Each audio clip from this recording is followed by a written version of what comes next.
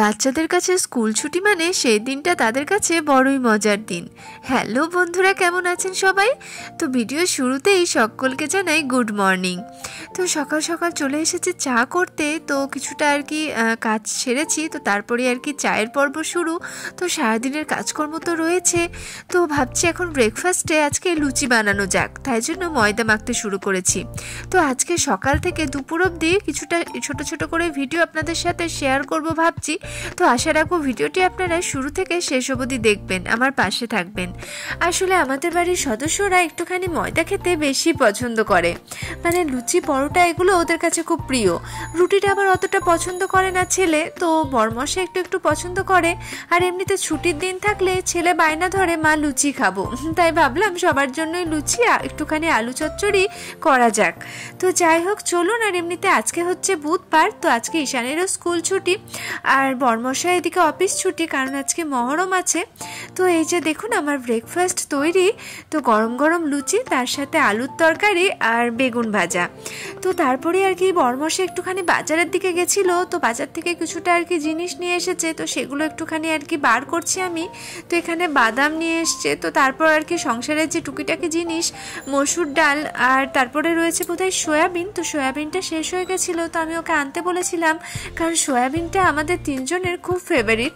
তো যাই হোক একটুখানি টুকিটাকি জিনিসগুলো রেখে দেবো। এই যা, এমনিতে সারা মাসের একবারে বাজার আমাদের আর কি করা হয় না, আসলে শেষ হলে তারপরে আর কি আনা হয়, কারণ সব মাসে সবটা তো বোঝা যায় না। তো ওই জন্য আর কি যখনই শেষ হয় তো তারপরে আর কি ওকে আনতে দিই। তো যাই হোক এখন সারাদিনের কাজকর্ম তো রয়েছে টুকটাক, তো এগুলো একটুখানি ভরে নেওয়া যাক। তো যাই হোক এখন ঈশানবাবুকে দেখি, তো এই যে ঈশানবাবু এখন তার প্রিয় জিনিসটি পেয়ে গেছে, মানে হচ্ছে এই থামস আপটি। মানে ওর কোনো প্রিয় জিনিস আসলে সেটা আর কি ও সার্ভ করে দেয়। তো দেখুন আমাদের কত সুন্দর ঢেলে দিয়েছে। তো যাই হোক বাবা, সারাদিনের কাজকর্ম তো রয়েছে, এখন কোল্ড ড্রিঙ্কস খেয়ে একটুখানি গলাটাকে ভেজানো যাক, কি বলুন? তো চলুন এখন একটুখানি আমি ঠান্ডা খেয়ে ঠান্ডা হয়ে আর কি। তো তারপরে শুরু হয়ে গেছে রান্না বান্না। তো এদিকে আমি ভাতটা আর কি বসিয়েছি, আর এখানে লাউ কাটা রয়েছে, তো লাউ আর সয়াবিন দিয়ে আর কি তরকারি হবে। তো এটি হচ্ছে বরমশাইয়ের জন্য, মানে বরমশাইয়ের জন্য পুরোপুরি নিরামিষ তরকারিটা আগে করে নেব। তো বরমশাই নিরামিষের রান্নাতে রয়েছে ভাত, মুগের ডাল আর এই লাউ সয়াবিন দিয়ে তরকারি, আর ভাবছি তার প্রিয় পোস্তর বড়াটি করে দেব, আর আমাদের তারপরে আর কি মাছের ঝোলটি করব। তো যাই হোক, তো আপনাদের সাথে কথা বলতে বলতে দেখুন আমার পোস্তর বড়া আর লাউয়ের তরকারিটি আর কি হয়ে গেছে, আর ওদিকটাতে ডাল আর আলু সেদ্ধ দিয়েছিলাম, তো আলু সেদ্ধটি রয়েছে। আর এদিকে ঈশানবাবু এখন খুব হাসছে, কারণ ঈশানবাবুর কাছে আমি একটা আবদার করেছি।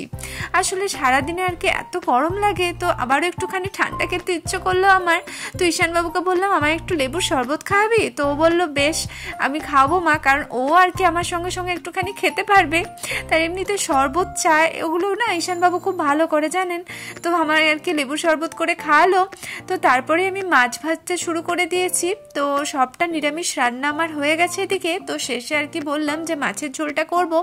আসলে ঈশান না খুব একটা মাছ খেতে পছন্দ করে না, আপনাদের আগেও বলেছিলাম, একমাত্র খুব বড় কাতলা মাছ হলে ও আর কি খায়, তো ওর জন্য আর কি ওই মাছটাই ওর পাপা নিয়ে আসে, ওর পছন্দের মাছটি।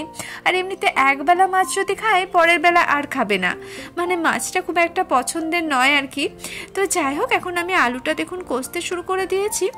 তো আমার মাছের ঝোল কমপ্লিট বন্ধুরা। তো এই দেখুন আমার মাছের ঝোলটা মনে হচ্ছে ভালোই হয়েছে, তাই না দেখে? তো যাই হোক টেস্ট করলে বোঝা যাবে। তো সকাল থেকে দুপুরের একটুখানি ছোট ছোট করে আপনাদের সাথে আজকের ভিডিওটি শেয়ার করলাম। তো ভিডিওটি কেমন লাগলো অবশ্যই কিন্তু কমেন্টে জানাবেন বন্ধুরা। আমি আগেও বলেছি যে আপনাদের একটি কমেন্ট আমাদের একদম এনার্জির মতো কাজ করে, পরের ভিডিওটি করার একদম অনেক উৎসাহ যোগায়। তো সবাই ভালো থাকবেন, সুস্থ থাকবেন, আর আমার যারা ফেসবুক পেজটি দেখছেন তো পেজটি ফলো করে দিয়ে লাইক কমেন্ট শেয়ার অবশ্যই করবেন।